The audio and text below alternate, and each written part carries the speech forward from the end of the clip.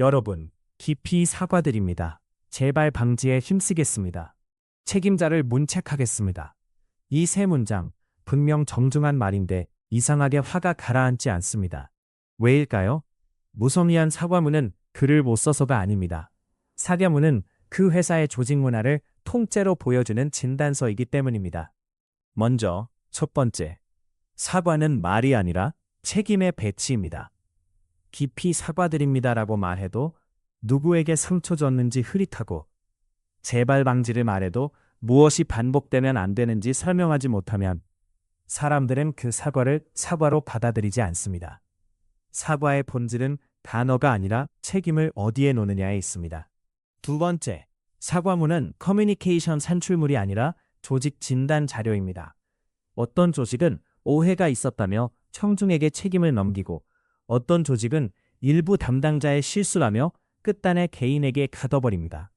같은 사건인데 단어 하나로 책임의 위치가 완전히 달라집니다. 이제 구체적인 사례입니다. 스타벅스 코리아의 탱크데이 논란.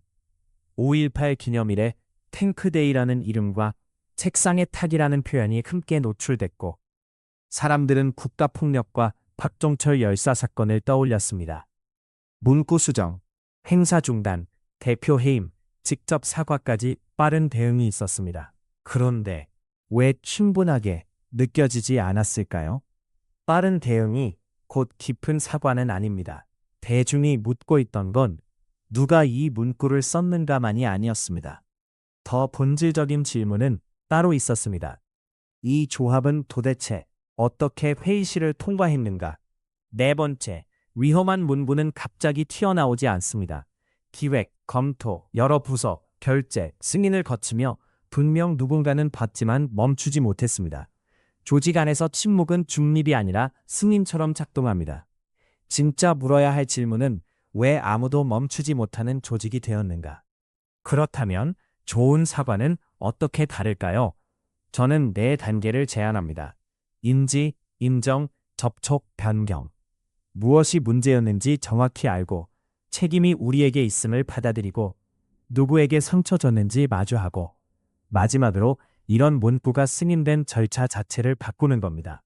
많은 사과가 변경 단계를 담당자 문책으로 대체합니다. 사람을 바꾸는 것과 구조를 바꾸는 것은 전혀 다릅니다. 결론입니다. 조직 문화 담당자의 목표는 사과문을 잘 쓰는 조직이 아니라 사과할 일이 생기기 전에 멈출 수 있는 조직을 만드는 겁니다.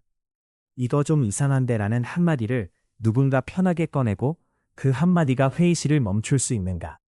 좋은 조직은 사과를 잘하는 조직이 아니라 사과할 일을 더 일찍 멈추는 조직입니다. 여러분 조직의 최근 사과문을 한번 떠올려 보세요. 댓글로 남겨주시고 구독과 알림 설정도 부탁드립니다.